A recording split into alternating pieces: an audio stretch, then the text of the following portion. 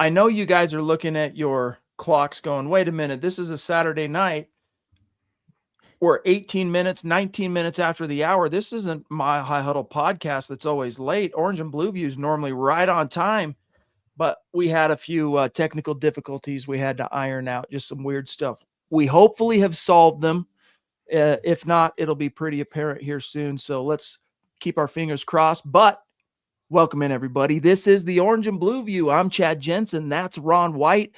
We're excited to be with you tonight. We had to, because of my schedule, take last Saturday off. So, Ron, it's been 2 weeks since we were on Saturday night, dude. It's good to be here with you. Yeah, it's good to be back in the saddle with you, Chad, and with all of you guys. Thank you all for joining as always, and apologies for the technical difficulties that that we've encountered, near the top of the hour. But again, it's good to be here again on a Saturday night, talking Broncos football, of course, upcoming free agency, also the combine. So it's just a great time for Broncos football and football in general. Really, I love the There off is season. no doubt about it, dude. No doubt. Lots to talk about. Some hellos real quick. We got String Guy in the house. Good to see you. Ryan Carter, dear members. We got Jetty Splash with a super chat. Thank you, pal, and a dear member saying, how much input do the offensive and defense coordinators have in spelling out what's needed? Quite a lot in terms of a voice. Now, do they get to make the final decisions? No. But one thing we've learned, Ron, since specifically on the offensive side, since Sean Payton announced earlier this week that Davis Webb is going to be calling plays, we've heard from some of the interviews and just buzz around that he's been quite vocal and involved in a lot of these interviews, especially on his side of the ball, obviously. Yeah. Jetty Splash, thank you for coming in with that question. A great question. And coordinators, yep, they do have a significant input in the draft process. As Chad mentioned, they don't make the final decisions, but they do have a say as far as defining the fit. What specific players fit specific schemes on offense and on defense. They're also involved with the evaluation process. You may see them also in that war room as well, providing input as the selections are made. So they do have, quite a great input on, the draft selection. Now, with the Broncos, now that Davis Webb is going to be calling plays, Chad and Jetty Splash, it's going to be interesting to see, who they target, not only from the draft perspective, but also in free agency. We've mentioned that the top needs for this team from a free agent perspective, running back, tight end on offense. And then they need to look at the inside linebacker position on defense. So I do expect heavy input from Davis Webb on offense. And as we know, Vance Joseph already has quite a bit of say on defense, but he'll be involved with that inside linebacker decision, free agency, and if they go that direction in the draft. Well said. We also have the awesome Shannon Mills jumping in on Super Chat, another dear member. So good to see you. And Shannon, I just got to tell you, you hear it from me often because you're so awesome, but you've been a tremendous help to what we do here at MHH. So thank you this time of year in particular. It's more helpful than you can imagine. So thank you, my friend. She says, good evening, Chad, Ron, and Broncos country. Hope everyone's having a great weekend. Yeah, I mean, it's been a pretty good weekend for yours truly, other than bummed that I had to cancel my trip to the combine because I had a dental thing come up out of the blue that I had to tackle. And fortunately, though, I was able to get everything canceled and not lose money. But I hate not being there. It's such a bummer. Weird stuff going on, obviously weird in the sense of unusual around the world today that's been popping off. I think we all know what we're talking about here.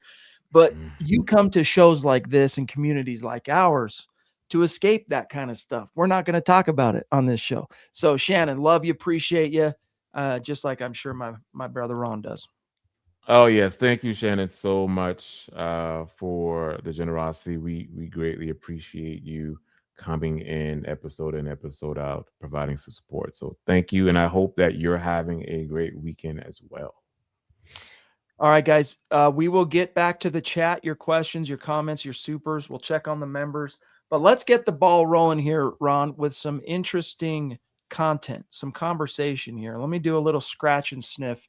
We'll do some share screen effect here real quick. Now, this is from a fella by the name of Charlie Campbell. That's a big draft guy. Trying to blow this up so you guys can see it better here. There we go. So he posted, this was last night, or yesterday, pardon me. Witnessed last night at the NFL Scouting Combine, veteran pass rusher Von Miller was talking and lobbying Broncos front office members to bring him back to Denver next season. Miller really wants to be a Bronco again. This again is from Charlie Campbell, and as you can see from his profile here, draft analyst, he's at Walter Football. So Walter Football is a credible outlet. So hearing that from him, Ron, what are your thoughts? Yeah, so I think it's no secret that Von Miller wants to make his return to the Denver Broncos. And I think we all love Von. We've appreciated what Von has done in his tenure with the Broncos. You know, obviously getting them to that Super Bowl and winning Super Bowl MVP, Super Bowl 50. But, you know, his best days are behind him. And, you know, there's so many different, I guess, circumstances as to, I don't know how this would work, bringing him back as a player. Now, this edge room, as we know, Chad, it's so deep. I mean, you know, outside of the starters with Jonathan Cooper and Nick Bonito, I mean, we have Jonah Ellis, Tillman. I mean, you know, it's just deep. Q Robinson. So I just don't see where Von would fit in. Now, I know there was an article the other day. I think it was an ESPN writer mentioning that, you know, a player from each team can require like a different scenery. And I know they mentioned Jonah Ellis, right? Yeah, being one of them. Yep. And it's just like, nah, I wouldn't want to do that, you know, just because what I've seen from Jonah Ellis so far has just been great, even in his snaps. So, you know, I think we all would appreciate it. We would love it. But at the same time, given how they've constructed this roster and they're trying to get younger, not only, you know, at that position, but just from a team perspective as a whole, I just don't see where Von would come in. And he's what, 37 now, I believe. So old? he's, yeah, I believe he's up there. And so yeah, you're right. 36, 37. Yeah. And so I just don't see kind of where he would fit in given this, you know, this younger rotation that they have on the edge group. I think the only way it could happen is if the Broncos made room for him. So here's just some food for thought. Now, don't mistake what I'm about to say for me advocating for it, okay? But if something like this were to happen, because again, there's been a lot of talk about Jonathan Cooper, his contract, his relative lack of impact down the stretch, a lot of that crazy quarterback runs that we saw down the stretch and into the playoffs. A lot of it, oftentimes he was the culprit. If the Broncos, and yet he has value because 2024, 10.5 sacks last season, even though he fell off at the end, he was at 8.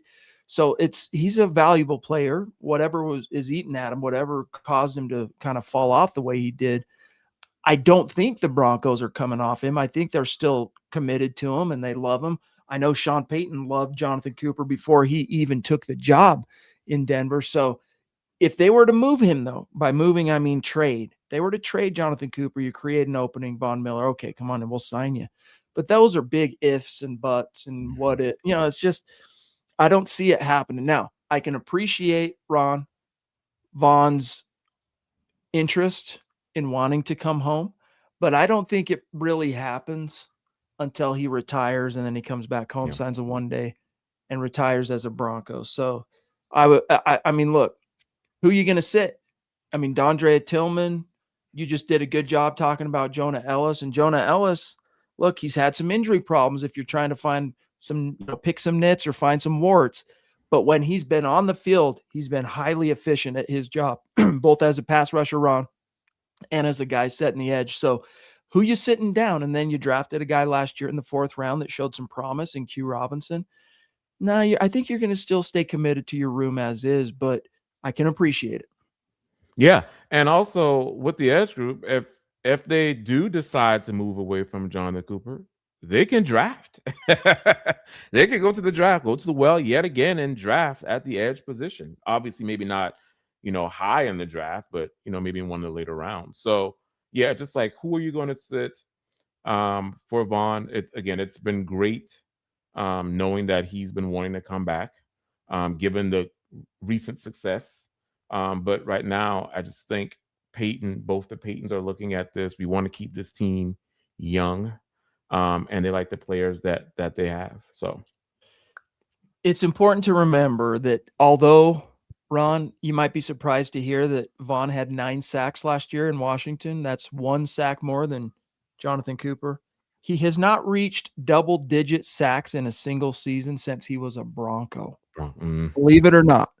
The last time he was at double digits was his 2018 year in Denver. He had 14.5. That was Bradley Chubb rookie year where they combined for 26 some odd sacks together. Then he had 8. Then he had that injury in 2020. 2021, he had 4.5 in Denver, and then he gave the Rams 5, and they went and won a Super Bowl. Still not quite double digits. His first year in Buffalo, 8. He had 0 because of injuries in 23. 24, he had 6. And then last year was the best year he's had, Ron, honestly, as a depth rotational guy in terms of his production since 2018, which we're coming up on. We're starting to push. That was almost a decade ago. So, he's getting long in the tooth, and I can appreciate he wants to come back. And I know he also wants to be a front office guy someday. And so, he's taking advantage of the combine in that sense too, to kind of learn the trade a little bit. But I just don't see it happening. We'll see. Now, Ron, some other things here. We'll jump to the chat. String guy Raj says, good evening. I see a lot of speed and shiny toys for the Broncos to pick from today at the combine. While the running backs and tight end rooms don't look as stacked, I see very fast wide receivers. I mean, dude, I will tell you something. Here's what's crazy. I watched for 3 days in a very kind of over and over again repetitious setting at the Senior Bowl, not even a month ago. What's his name? I just all of a sudden I brain farted his name. The Arkansas kid, Mike Washington Jr. Thank you. Jesus Christ. Mike I need to get my green tea in me, get some of that caffeine. But he impressed me. He was like my favorite running back of that group. And there were some interesting guys, including Jay Knott, who didn't even get an invite to the combine. But you didn't look at him and think, Washington, that is, Ron, blazing speed. Did you see what he ran at the combine? Like, dude has some wheels, Ron. Yes, he does. I did take a look when he was on there, and he definitely has increased his draft stock. I mean, I think before this, he was maybe I projected 4th, 5th round. And I think with that performance today, we probably be looking at early 3rd, maybe the back end of the 2nd. So he's definitely, and I know that was the big thing, just kind of want to see how he performed at the combine. But man, that 4.3 on the 40-yard dash, with some of those other ones, that broad jump you see there, the vertical jump. Yeah, he was just fascinating today. And not just him, Chad. There have been quite a few, especially the receivers. I mean, Ted Hurts was another one. I think Dylan Burks was the other one out of Oklahoma, I believe. So there were quite a few receivers as far as that 40 time with the 40-yard dash that really caught my eye today. So what Raj says coming back to this is, so that being said, should Denver go for one of these shiny toys or draft O-line, D-line? I'm glad I'm not the one deciding because I always want the shiny toys. Well, I wasn't thinking too much, Ron, about offensive line in the draft. I mean, as always, I'm saying, hey, when are we going to draft a tackle, et cetera? But then George Paton, what he talked about in his combine presser on Tuesday, He's like, look, you always got to keep continually adding to the offensive and defensive line. So I think it really just depends, Raj, on his board, the Broncos board. When they go on the clock, who's available, Caleb Banks went from, to me, being like, yeah, I could live with a Caleb. He was pretty cool. I liked watching him at the Senior Bowl. To, if he's there at 30, you're not even thinking about it. Like, you're running, Go like, get him. he is that good. But there's a lot of guys like that now. And some of this is, I don't know, man. This might be one of the most impactful combines we've seen in a while in terms of how it impacts these prospects' draft stock and really reshapes. Like, you see Daniel Jeremiah's his top 50 each year he puts out. A lot of times, Ron, the combine comes and goes, and those type of things don't tweak too much. I think this time it's going to reset a lot, including guys we talked about tonight, like Washington. Washington was viewed as a running back. He was viewed as best case scenario, late second round pick, probably a third rounder or a fourth rounder. Now he's probably going to be in that early second round. Wouldn't be a complete surprise if someone took him in the first conversation. Mm-hmm, mm-hmm.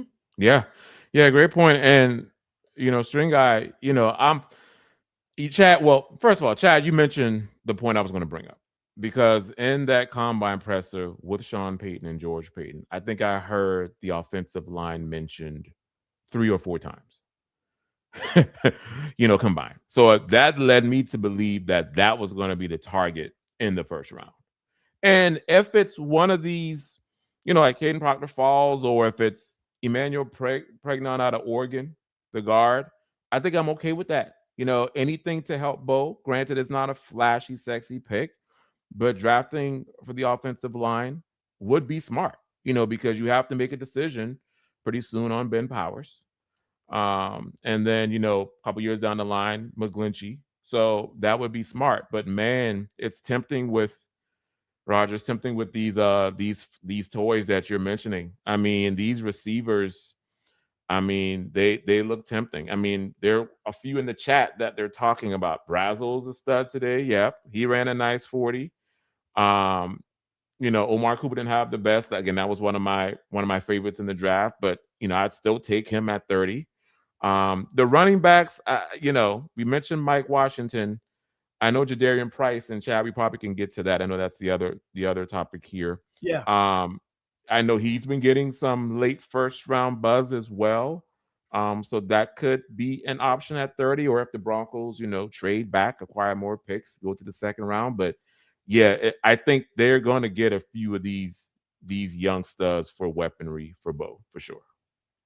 You got to invest. You got to build the nest. And they did that over the last couple of years in an indirect way. Not to say that they didn't bring in any weapons, right? They brought in RJ last year in the draft, Pat Bryant in the draft. They signed guys like Evan Ingram, but they need to, Ron, in my opinion, lean even more into that, because some of the average numbers that this offense has put out as a unit through Bo's first 2 years, it's not a reflection of Bo. It's a reflection of the talent around Bo. I think he's kind of maxed out what can be done with these guys. And obviously they're good. They've been able to achieve quite a lot, right? They've won 24 games. There's a lot that they can do, but there are some limitations, and they're butting up against it. And they got 2 more years of cost control on Bo. Here's what we're talking about real quick. This is what George Payton said. You always have to look at your offensive and defensive lines, especially the offensive line. What is the age? You don't want to age at the same time. Quinn Miners, we took in the 3rd, maybe Alex Forsyth. I'm not sure who else we drafted, but we were fortunate to hit. We got Palcho. Of course, he's talking about Palczewski as a free agent. And then the next year we got Frank Crum. You dig through it. Our coaches, like the run game coordinator / O-line coach, Zach Streif, and them do a great job evaluating these players. I think you always have to feed the offensive and defensive lines to sustain success in this league. We'll continue to do that regardless of how good our offensive line is, close quote. And so he's saying that from the posture of, we recognize we have one of the better offensive lines in football, but we're not going to rest on our laurels. Question is, back to kind of what Rod was saying, where in the draft, are you going to use premium capital on that? Or is it going to be a little bit later? Time will tell. All right, back to the chat here. We got Tucson Phil. What's going on, brother? On Facebook saying, good evening, Chad and Ron. Going to be fun watching this offense this year. I'll say, I hope we pick up some depth for the O-line, and I'm glad to see Jaquan McMillan locked in. Hashtag Buckham MHH for life, Broncos for life. So in case you guys missed it, that was some of the news of yesterday. 3 items, 2 restricted free agent decisions came down the pike. One, McMillan, they're going to tender him at the second round level, which means if any team goes, oh, we want him, and they sign him to an offer sheet, because he's still free to negotiate with teams.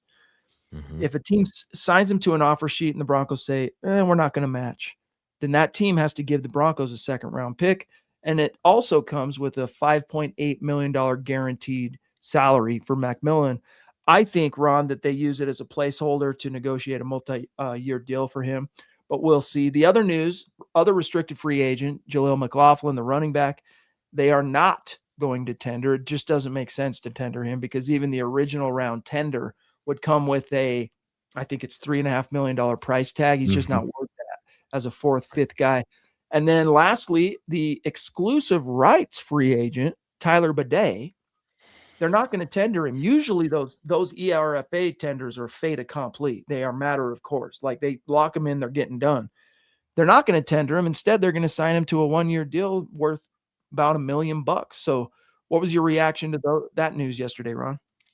Yeah. And again, Phil, thank you so much for coming in. As far as J-Mac's concerned, I loved it. I'm glad they were able to get him locked in again for that second round tender. I thought that was great. So we know he's locked in, for next year. And you're right, Chad. I'm hoping that this does lead to a multi-year extension because J-Mac has just been tremendous for the secondary. Just a playmaker at the corner position. You saw, obviously, we all know what he did in the Bills game. But just his past few years here has been great. So he definitely deserves that. The Jaleel one, I'm not surprised. Again, I heard there were talks of maybe bringing him back. So there may be some sort of deal done there.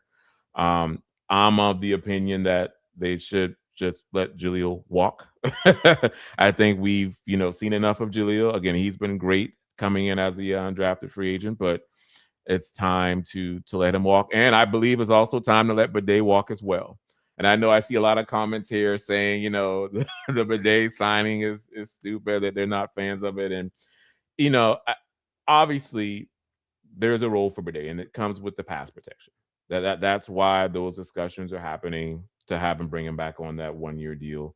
He does nothing from the pass catching or running perspective, in my opinion, but Bo trusts him in pass protection. Sean does as well. And that was why he's, there are talks now of, bringing him on for that 1-year deal. So, I'm a big fan of the J-Mac one, not so surprised with Jaleel. A little surprised with Bidet. Not the biggest fan of it, but I understand. I still can't quite figure out why they love him so much, to be honest with you, but they do. Shout out to you, Jordan. Good to see you, buddy. Another dear member. We got Pearl in the house. Let me see. Ryan Carter. Shout out, buddy.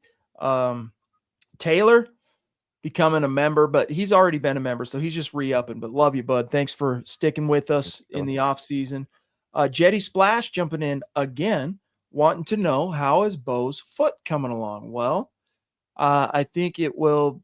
I'll see if I can find the direct quote, but I'll just paraphrase. We learned during the Broncos press conferences on Tuesday that he's up and walking around. So still on pace to be good to go for the spring football stuff. Although Sean Payton told Pat McAfee that the Broncos, because they went 2 weeks deeper into the season, they're going to kick the OTA 2 weeks deeper into the offseason, which on one hand you go, all right, fine.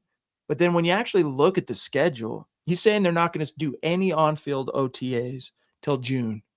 Normally they start doing that third week of May. They get an OTA in. They get another OTA in. These are voluntary. Early, sometimes end of May, sometimes early June. And then they usually have, not usually, always have their mandatory minicamp that second week of June. Then you get the 6-week NFL summer that everyone is kind of locked in. The players, the coaches, everyone needs and wants that. The league says you got that 6 weeks between end of mandatory minicamp and training camp beginning. And so when you look at him saying, yeah, we're not going to do anything till June, it's like, well, wait a sec. And he also talked about, by the way, and yet, I got to make sure we build the callus on this team. Well, it's like, how much are you going to realistically fit in June, honestly, because you still have to stick to that 6-week summer, that 6 weeks between the end of the OTA and training camp. So we'll see how it actually comes out in the wash. But the point here, Jetty, Bo is up and walking. Sounds like I'm not sure. They didn't mention with certainty that whether he's out of the boot yet. I'd be surprised if he's out of the boot, but he's no longer on his little scooter. Yeah. And I'm just, it does make you wonder, how much time it give him starting a few weeks later. But, it's good that Bo's coming along well with the foot, and hopefully doesn't impact too much, when they get into the building for the OTAs and training camp and such. But again, Jetty Splash, thank you for coming in. We appreciate it. It's great to see you, brother. Appreciate the support. And Roy, by the way, glad to hear this. Said I replaced my literally burned up car. So he was in an incident, a situation. I don't know all the details. In fact, I heard it secondhand. Someone on staff said, hey, did you hear about what happened to Roy Osborne? I said, no, what happened? And they told me, but his car burned up. He got out safely, thank God. And he's saying here that he replaced it. So good. That's good news. Stoked for you, brother. That's awesome. Yeah. People are wondering, like our good buddy George Fox, what are we talking about, the Notre Dame running back? So here's some interesting stuff. As you guys know, I'm a fan of this Jadarian Price, right? I mean, I'm a fan of Jeremiah Love. Don't get me wrong. He's not going to be anywhere near the Broncos striking distance. Jadarian Price, though, is exceedingly interesting. We can talk about how he did in the testing and stuff at the combine, but he met with the Broncos formally, and afterward he said that, quote, I think they like me, the Broncos. What do you make of that, Ron? Yeah, so it's encouraging, as far as his performance and his meeting. It looks like everything went well, so that's good. As for Price, I go back and forth on it, Chad. I don't know about Price at 30. I think with me, if they were to trade back, maybe get him there in that second round. No, don't get me wrong. There are a lot of positives with him. He's very explosive. He does have nice contact balance. He's physical, so he runs through contact for sure. And demonstrates some visions. But I know there are a few concerns, and obviously, he's not going to get the number of carries and touches in that Notre Dame offense because he's in the shadow of Jeremiah Love. But when he does have the football, he is explosive. Now, my concern with him is, the pass protection, and I know some of the fumbles as well. I know he's had a case of the fumbleitis quite a bit this year. You hope that can, get cleaned up, obviously. But, outside of that, I'm okay with, drafting him in that second round because he can provide a spark, with this run game and on offense. I think the guy that I'm more interested in, and I think that sounds more like a Sean Payton type of back, is Jonah Coleman. Jonah Coleman, Washington. From Washington, the running back from Washington. He just seems to be a prototypical Peyton back, very good in pass protection. He mentioned it in his discussion there, combine presser there. So he talked about, quarterback makes 100 million. He's making 2 or 3 million. Who are you going to protect? So that was good. And he's just a physical downhill type of guy. I'm okay with Jadarian Price. I do think he, depending on how you look at it, RB2, RB3 in this draft. But just in a trade back in the second round. But yeah, I think he'd come in and definitely help out this running game.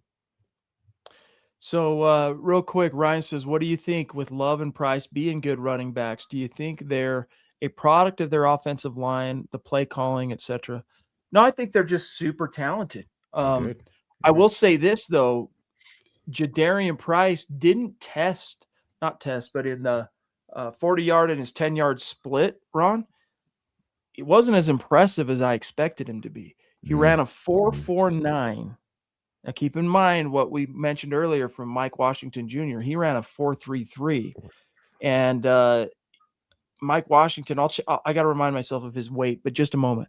So Jadarian Price, Ron, ran a 4.49, had a 10-yard split of 1.61, 35-inch vert, 10-foot 4-inch broad jump. So he's got some explosion to him, but not quite as much as I thought we'd see from him. Honestly, at the combine, I think he was building up some momentum to where he could sneak into the back end of round one. I think his combine solidified him as probably a day two pick, early day two, like second round pick. But I still really like him. Now you listen to guys like Eric Trickle, who, as you guys know, I most of what I learn about the draft class each and every year, I learn from Eric, from editing his articles and talking to him about prospects and listening to him on his show, because I don't have time to go watch all the players and stuff anymore like I used to 12, 13 years ago. But my point is, he doesn't like Jadarian Price. Not that he doesn't like him. He likes him. It's just that relative to Denver's need, Eric's not convinced Jadarian Price is a 3-down back, as, say, Daniel Jeremiah said about a week ago. And not only that, Ron, but that he's got the big fumbling issue. Eric, that's always a big thing for when Eric's ranking running backs. How often do they put the ball on the ground? And the funny thing about it is, we know how important it is to the Broncos. We know that Audric Estime, his rookie year, when he started putting it on the ground, Sean Payton put him in the doghouse, and then he came back late, but then they moved on from him. And yet Sean Payton even said, I think it was in the Rich Eisen interview on Tuesday after his podium, he said that he was telling a story about how there was this running back he really liked last year later in the draft. But the problem was he had a lot of fumbles, and how he was kind of willing to look past it, and then he ended up getting picked and it became a moot point. I have a feeling that running back was Jadon Blue, for what it's worth. But I digress. The point is, there are some warts to Jadarian Price that you got to look at, including the fumbling issues, including he's not quite as fast. He's still fast. I mean, dude, he ran under a 4.5, just barely, but still. And is he really a 3-down back? Maybe he's got that in him in his future, Ron. But is he stepping in day one and really helping you on third down as a receiver and or as a pass protector? That I do have some doubts. I think it could be developed in him. But the last thing I'll say, and then I'm serving it back to you about Jadarian Price and why I love him so much, is he is a touchdown machine, dude. And the other thing that Eric said last night, I did Dove Valley Deep Divers with him, and he said that he's outside only guy. If you see him run between the tackles, he's very inefficient. Outside, yeah, he's awesome. Well, what's the NFL, man? Like, yeah, you're always trying to figure out creative ways, Ron, to scheme to get some outside run going, but you got to establish the inside run before any of that outside stuff can really come to fruition. So there's pros, there's cons, like any prospect, but I love him as the second round pick. I could be convinced, Ron, into Price even as the 30th overall pick. Yeah. I don't see too, again, outside of some of the physicality stuff, I just don't see much of a difference in the skill set. Yeah. With RJ Harvey. I think, what I'm saying? And I think that's my thing. Again, he's good, and what I've seen on tape has been great, and he can play special teams. He can be there as a returner too. But I just don't see him as a 3-down back. And yeah, are we? Looks like we had a little snafu there. Are we good? Sorry, I think it froze up a little. Did you see it do anything weird? No, not on my end. Maybe it's my end. I'm going to close a tab or two. I'm going to close some tabbage. Sorry about that. Yeah, I heard almost everything you said until the last 3 seconds, and then it did the spinning wheel thing, and then all of a sudden we were back on. So, but what I was saying is, you kind of need someone in between the tackles that can kind of Yeah, just get contact. And for sure. in free agency, that's why I'm still trying to target Tyler Algier. I'm a Mhm. huge fan of Tyler Algier, and people have to Me too. remember before Bijan got to Atlanta, Tyler Algier was a 1,000-yard rusher. Yep. And so I think he can come in, be that bruiser back. He can complement Harvey very well, and then you can draft, um, maybe someone like a Mike Washington or Jonah Coleman maybe later on. I like the setup of that running back room better. Yeah. My ideal solution for the Broncos running back room still is bring back J.K. Dobbins and sign Tyler Algier. And then, hey, man, in the draft, if you get a great opportunity, by all means, make it so that Tyler Bidet is an afterthought. Like he's your practice squad running back, not a guy you're relying on to dress week in, week out and be your third running back. Anyway, good stuff. Thank you, Ryan. And yeah, Jackson, thank you for being a member, brother. We're with you. Said, what's up, everyone? Seriously having Bronco withdrawals. I know, dude. But that's why we keep Yeah. doing these shows. And it helps scratch that itch, I think, for all of us. So thanks for sticking with us, big dog. I want to grab this from our friend Glenn down under in Melbourne saying good morning because he's in the future. I was really happy watching the running backs at the combine. Two of my favorite fits for the Broncos showed out. Price is an instant fit. Jam Miller needs to be developed, but fits in the blocking and passing schemes well. MHH for life. Orange and blue view for life. Super Bowl. Yeah, dude. Super Bowl. Yeah, I'm with you. What does it mean, Super Bowl 27? 2027. So we'll win it. The Right. next year we'll Go. win it. Yeah. Chad. Anyway, but yeah, dude, the running backs are very interesting in this class. That's why, but I still think the problem is there are a lot of good ones in this class, Ron. You never know how the boards are going to fall as you're on the clock and you're waiting to get your guy, and then boom.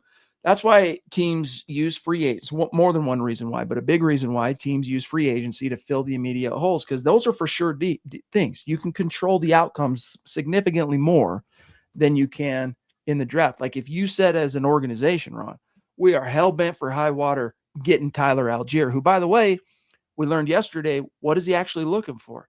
He wants 3 years, 20 he wants 22. 7.3 million a year, basically. So Yeah. 22 million for on a 3-year deal.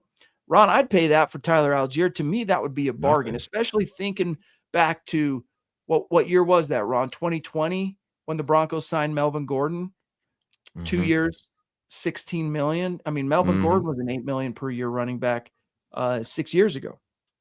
Yeah. All right. Yeah, I'm right there with you, Chad. What he's asking for, that's nothing. I mean, I do that in a heartbeat for Algier. Um, the J.K. Dobbins thing, it's interesting. Would I bring him back? I go back and forth.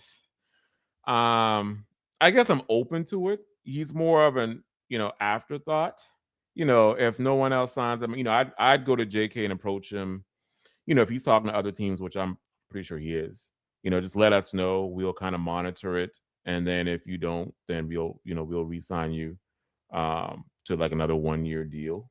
But I just think the Algier and Harvey tandem would just be great, like another thunder lightning. And I think that's what Denver needs. Just again, that big guy with physicality that can run in between in the middle of the tackles and run out the clock. And then I don't know about the running back class this year. I mean, there's some good ones in the late rounds you can find. I don't know if it's as deep as last year's, and we can also say that for the tight end class too.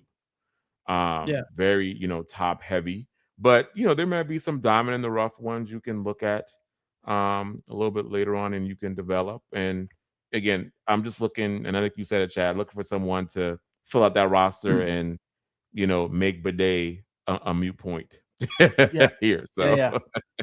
Well said. Drew jumping in on Super Chat. Thank you, Drew. It's great to see you, buddy.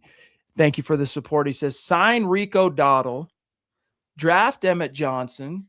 With RJ, we'd be set. Trade the first round pick to get Waddle. And we don't need another pass catching tight end. Just draft a beast blocking tight end later. Yeah, there's some interesting guys that are on the table for Denver in the draft that could help out with blocking. But what do you think of Emmett Johnson? Because he actually ended up not being as fast as I thought he'd be either at the combine. Yeah, I'm actually not as high on Emmett Johnson, Drew. Um, he was okay. And yeah, like you said, Chad, the combine numbers didn't really, change my opinion.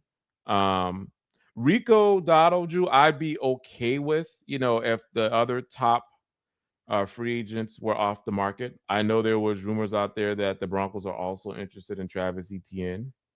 Um, so Etienne might be another one. So if they don't, target or get Etienne, Kenneth Walker, or Tyler Algier, then you'll probably look at, someone like a Rico Dotto to bring in. And I'd be okay with it. Again, not my top choice. But I'd be okay with Rico. I mean, he had 1,000 yards last year with the Panthers. Like he did it with Panthers and with Dallas, I believe. So great back. I don't think the trade for Waddle's going to happen. Because I think with the new regime in Miami, they cut obviously Tyreek Hill and the new quarterback, depending on what they decide to do with Tua, they need a receiver. So I do think Waddle is there. And then from the tight end position, I need someone that's a bully in the blocking, that can be that inline guy. Again, I know Dallas Goedert would be my preference in free agency if the Broncos can go grab him. Um, and I know there's also Kate Otten. There have been talks of that as well. And then Yeah. go draft one too. I know Eric has brought up a few names. I think it's Sam Roush, and I think there's another one from Texas A&M that he mentioned. Yeah, Again, not maybe Burke. Sorry, Yeah, go on. Nate Berkster. Yeah. And so they're the ones that maybe can be good in blocking. They're solid in blocking. They probably need to be developed more as pass catchers, be more consistent. But I just think that's the plan for Denver at those positions. Yeah, I'm trying to see if I can find that kid's name. I think it's Uh, Nate. Yeah, Nate something. uh, oh, come on. Oh no, get out of there. Ad. What's his name? I edited this article today. Dang it. I'll come back to it. Drew, brother, thank you. Really Thank you. interesting stuff. Emmett Johnson, again, like he's if you already have RJ Harvey, you don't need Emmett Johnson. They scratch a lot of the same itches. They check a lot of the same boxes. As Ron said, you need a guy who can give you that down to down rushing consistency. Specifically, what that means is a guy who's comfortable and productive running between the tackles. JK gives you that. Problem is you can't rely on him for a whole season. So you got to have a backup JK. So I like Emmett Johnson. If you didn't have RJ, I'd love him. So we got Andrew Baker in the house, a legend of the MHH community on Facebook, dude. Been a minute, bro. How is you? Great to see you. He says, "What's up, my fan family? I missed the live jive with y'all. What a season we had, and the heartbreak was a tough one, but the future's bright. Bronco country, MHH for life. That it is, man. It's good to see you.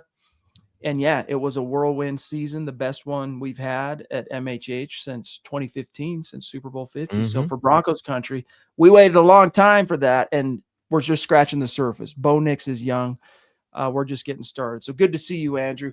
Papa Bear checking in with his super chat. Thank you, big dog. Great to see one of our Mount Rushmore supporters and dear members saying good evening, Broncos country. Also, William, I'm checking out your guitars that you emailed me the pictures, and really cool, dude. I dig the as I mentioned, I like the Troy Van Leeuwen, but that tribute's pretty cool. And those gold Gibson cases, I love them. A lot of people hate them. I think they're dope for what it's worth. But I'll give you a little scratch and sniff on one of my guitars at the end of the show. I'll do a little scratch and sniff for you. I know at least two guys listening in the chat will care about that. We'll do it at the very end of the show. All right, let's get back to some content here. Let me see. Ryan says, I would sign Algier, and then, well, of course you're bringing back RJ Harvey.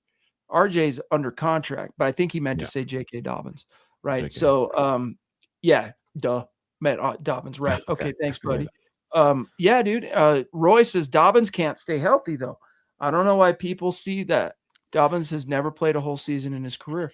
Doesn't mean he's not valuable though, Roy. So that's the thing is, how do you, Ron, value a guy who has never been able to finish a full season? He's never played a full season, and yet he's still relatively young. He'll turn 27 later this year, and when he's on the field, you get top 5 running back production. So obviously there's value there. The problem is, again, because you can't rely on him for the availability throughout a season, even in the same way that's one of the things I was talking about last night. I was so proud of RJ Harvey. Yeah, you could argue he kind of hit the wall a little bit down the stretch after JK went down, and down to down consistency wasn't there and all that. Yes, but he stayed healthy and available, Ron, through the whole season. JK struggles to do that, but as Sean Payton talked about, they knew they were getting a productive runner and a guy with a clouded injury history. What he was not expecting was a team captain type guy. George Payton said he was a big hit around here, J.K. Dobbins. George Payton said, we want to bring him back. And so that was just Tuesday. They value him. You just can't, Ron, you can't be, J.K. Dobbins is not your solution at running back. Right. He's part of the solution. You need at least 2 additions. One of them can be J.K., but you got to have another guy to help you with that inside the tackles if and when he goes down. Yeah, and you're right there, Roy. As far as JK can't, stay healthy, but it really just comes down to what they do in free agency at the running back position, right? Because let's say they get, a Travis Etienne. So you get Travis Etienne with RJ Harvey. Well, where does that, does J.K. Dobbins want to stay around and essentially be your third back? And I think that's where the free agency domino, that you kind of have to wait for that to fall to see kind of where JK comes into the fold, even if he does. Yeah. Because I just don't think, he knows his worth. And if he sees, a Kenneth Walker come in the building and, he's going to get paid quite a pretty penny with that Super Bowl MVP, or, a Travis Etienne come in the building with Harvey, I just don't think that JK is going to want to be third. So I think it's just going to depend on, after free agency, after the draft, how they start to fill out that running back room.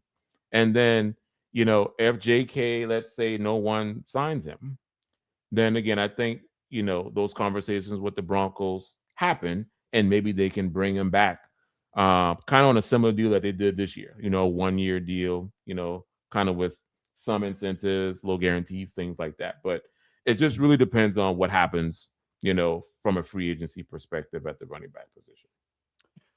See, I think JK could be, I don't think he'd care too much as long as he knows he's playing every game. You go, all right, JK, you and our new signing, Tyler Algier, you're the 1 and 2, and you're basically 1A and 1B. We're going to rotate you guys in as our first and second down guys. And then we're going to bring RJ in on third down. Oh, well, isn't that going to telegraph to everybody that it's a pass if RJ's in? No. Because sometimes we're going to run it with RJ on third down because he can run the ball. RJ's, George Payton talked about it on Tuesday. They still believe he's a 3-down running back for this team, but he's still growing in the role. He's still learning. He's not that far into his running back career. Former quarterback, he's still I like what his future holds, but I think JK as a leader, this was the guy who, Ron, at the cleaning out his locker day after the AFC Championship game loss, right? He's like, RJ Harvey is my rookie. Whether I'm here or not, by the way, in that same little moment, he had just said that he wants to be a Bronco for life and he believes he's coming back. But he said, whether I'm here or not, I'm always going to be looking out for RJ. I'm always going to have a connection with RJ. He's my rookie. That kind of ownership and selflessness. J.K. Dobbins, I think, is a guy that he's like, hey, just give me a role on this team. I want to be here. I want to contribute. I want to lead. I think it wouldn't be that hard to say you're part of the running back rotation. You're not the for sure guy that was getting all the first and second down snaps like we saw last year, because we learned that if we do that, it's only a matter of time before you get hurt. So we're going to half those snaps now. You're going to be sharing it with Tyler Algier. Could you imagine, Ron, this running back room with Algier, Dobbins, and then RJ's your third best guy. Like that would be sick. Yeah, now given that situation, I think I'd be okay with JK coming back. Again, it just I don't think for me Algier isn't like top of the market, like one of the top running back free agents out there. I just think he fits Yeah. what Denver is missing. So I think Yep. if you bring in an Algier with Harvey and then you bring in Dobbins, I'm okay with that. But you look at you look at these premier every down backs like an ETN, Yeah. look at someone like a Kenneth Walker, who are there pretty much down in, down out. I just don't see in that scenario where a Dobbins can fit in. But yeah, I like the thought about those three for sure. I think it definitely improves the running back room. Let's see, guys. We're getting close to out of time, so get your questions, comments, supers in. We'll get to them before we go. Phil says, "Good Lord, give me a tight end that can get open 10 plus yards and knocks the D on their butt. I don't care if he runs a 7.8."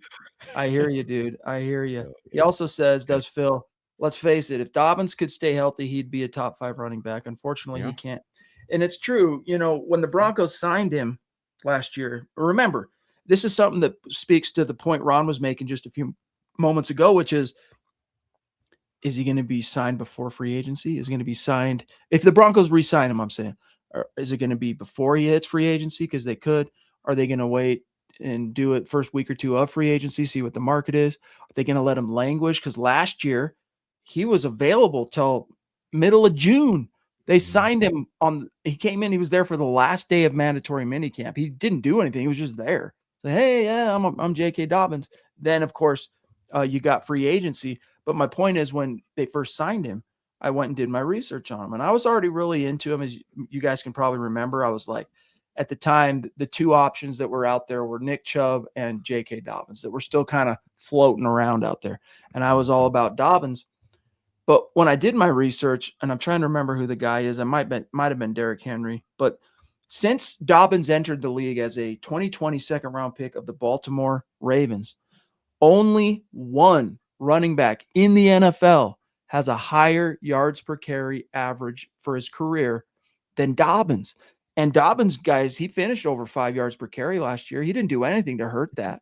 So, yeah, it's such a tragedy. He's so good when he's on the field, and he's so impactful, not only on the field, but all the intangibles, the leadership, the spark, the swagger, all that stuff, man. It's valuable, which is why the Broncos will bring him back. I'll call it a bold prediction right now. J.K. Dobbins is coming back, but I don't know when. I don't know. Is it going to be before he hits the market, Ron? Is he going to languish again? Wait, we'll see. But by the way, Glenn's reminding us this is the name. Yes, thank you. Yep. Thank you, Glenn. Yeah, Nate Bork. Hold on, I'm just going to Google. Google. I believe. I don't even think that's the correct spelling. No offense. Borg Kirscher or something. Borkshire. Yeah. Yeah. Yeah. Interesting guy. Great blocker at tight end. No testing. Did 4.4 yards in the 20 or 4.4 seconds in the 20-yard shuttle. So he's currently ranked as the 25th, best tight end at the combine in terms of athleticism score. Total score ranks him at 22nd. So he's a guy to keep an eye on late round guy. So, all right, let me see here. Before we dip on out, Glenn says, Phil, last year's injury was a freak. Liz Frank, got to give him the benefit of the doubt. Now, that's one point, Glenn, I'll say I disagree with you. You can't give Dobbins any benefits of the doubt. The best predictor of the future, Ron, is the past. It's not the only predictor because situations change and people can change, but he's probably going to get hurt again. Now, if you are in on Dobbins as a team, right, you re-sign him. The Broncos already are the best in the NFL at the sports science, player wellness, strength and conditioning. They went from dead last in the NFL in total number of starts on injured reserve to first in a matter of 1 year of Sean Payton being here. That's awesome. In other words, he's going to be cared for in Denver, the best that there could possibly be. But the other thing you can do to make sure he stays available longer and deeper into the season and hedge is give him someone to carry the load with. RJ's not that down-to-down guy that you can rely on. He'll stay healthy. I think he's already proven that, but the consistency and the production isn't there. Tyler Algier, man, step on up. Yep. I'm with you. And, because what Dobbins was on pace, yeah, definitely be 1,000-yard rusher this year if he stayed healthy. I mean, that's just how good he is. But, you can't bank on that happening. I mean, we've seen it ever since he's entered the league. He's had his share of injuries, Achilles, ACL, none of this Frank. So again, would I want him to stay given the circumstances? Depending on how they want to shape that running back room, sure. Because I'm a big Dobbins fan. It's just really contingent upon these off-season moves. And again, it'll speak volumes, Chad, if let's say free agent comes around and they pretty early in the free agent window. I'm talking a few weeks in, they sign Dobbins, they re-sign him. That'll tell you something. But I just think they want to test out this market, try to get a stab at Algier or ETN, see who they draft, and then kind of wait a little while, and then maybe bring on Dobbins on that year contract. But we'll see. We'll see. Todd jumping in to say, and what about Jadarian Price? What round will he go, and can the Broncos get him? So I think he impressed people. Like, the combine was kind of a mixed bag for him because on one hand, I think he probably impressed teams in his interviews, but his testing, he ended up running a 4.49, 10.61 on the 10-yard shuttle, or 1.61, whatever on the 10-yard shuttle, and just not quite as explosive as people expected based on his tape. Still more than passable for the NFL and for running back. But I think he ends up being a second-round pick, honestly. Now, is he going to be there at, what is that, 62? 62. Mm-hmm. No, I don't think he'll be there at 62. So does he make perfect sense at 30? You start getting – I could probably live with it. Where he really makes sense, Ron, is if the Broncos trade out of the first round and they're sitting there in the top 10 picks, top 15 picks of the second round, then go ahead and snag him. Yeah. Thank you, Todd, again for the question. As I said in the top of the show, I like Jadarian Price. Again, I do think there's some of the same skill set with him as there is with RJ Harvey. But if the Broncos take him, I can live with that. Now, again, I'm with Chad that in a trade back scenario, or if they're sitting there at 62 and want to come up a bit, because they see that someone else may try to grab them. But yeah, kind of early in that second round is where I'm looking to grab them, because I just think 30th overall would be too rich. But yeah, I think the Broncos will get him if they're interested. But he'll be there early in that second round. I'm thinking. By the way, I agree with you here, Todd. He says I normally wouldn't say this, but because of what's going on, I'll just say it in Iran. Stay alert when in public. Head on a swivel, guys. I would agree with that for the next few weeks, especially. All right, guys. Before we get out of here, I'm gonna fulfill my promise. So this is for the guitar nerds in the chat. So what is this thing? You go, oh, it's just an electric guitar. This is one of my dream guitars. Now, I've been collecting guitars since I was 15 years old. All right, and this was one of my I pursued one of these in the right price and the right situation for many years. This is a 1963. So this thing is many years older than I am. It's a 1963 Guild Thunderbird. So it's what they call their S200.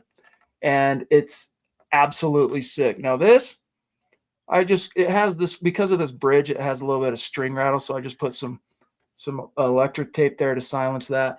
But it is awesome. And the pickups, these are called the pickups. This is what gives you tone. A lot of the tones probably accounts for 80% of the tone. I'll put them up against any Gibson PAF humbucker of the time. 1963. And the cool thing, look at that headstock for Guild. I'm a huge collector of Guild, American made, back in the 60s. And these models, check this out, came with their own kickstand. So you could just set it up on stage. Let's see if I can pull it out. There. So see, you just pop it out. You set it on this. You don't need a guitar stand when you're on tour or playing a show. So yeah, this is like one of my 2 or 3 most prized possession guitars. the 1963, actual 1963, not a reissue, 1963 Guild Thunderbird. And I used it in the Bridge the Gap music video for Brothers. So there you have it. That's for William. That's for Raj. That's for the guitar nerds out there, Ron. Dope. I love All right, it. all right. Nice guitar. Let's say some let's say some goodbyes, and then we'll wind it out of here real quick though. You've never seen one of those, Raj? Oh, brother, you're tripping. Yeah, Guild's one of my faves, dude. Guild and Gibson's. Gibson first, then Guild. But anyway, you guys poke and prod me enough, I'll share more of my guitar collection because I've been collecting for a lot of years. But anyway, a mile high salute, guys. A special shout out all the great Super Chat superstars and dear supporters helping us keep the lights on tonight. Like Shannon leading the way. We love you. Jetty Splash, multiple supers. Taylor re-upping on his membership. Tucson Phil on Facebook. George Fox. Drew, appreciate you, buddy. Andrew Baker, great to see you. Papa Bear. And then we didn't grab this from Vin, a dear member who said, yo, bidet kind of stinks, but at least he does what he's got to. I don't know. I don't hate bidet. I just don't quite understand, Ron, why he is so beloved. Like, why do they like him more than Jalil, which they obviously do? I just can't figure that out. Again, Chad, the only thing I think of is just the pass protection. That's really, if you can play special teams or if you can, hold up in pass pro, I think that'll get you a long way here in the NFL, even if you're not that great of of the actual playing the position. Because for me, I don't think he does all he needs to do there, Ben. Again, he can hold up in pass protection okay, but when passes are thrown his way, there's a lot of drops. He can drop it too sometimes. So I just think the pass protection is the reason why they love him so much. Yeah. Just my thing. The value of that guitar. Now, I did not pay this, so keep this in mind. I paid far from this. As a collector, just keep in mind, I never pay top dollar. I hunt, I negotiate, I make not lowball offers, but like I only strike when it's genuinely the iron is hot. That guitar is worth about $6,500.